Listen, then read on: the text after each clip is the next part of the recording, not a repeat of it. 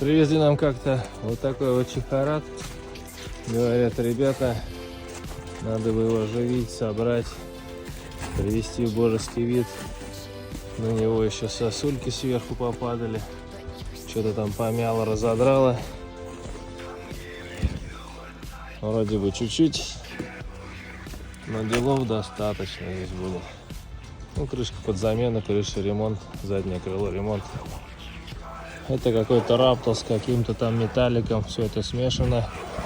Каша-малаша намешана. Хер поймешь, кто будет его подбирать. И будет не в цвет 100%.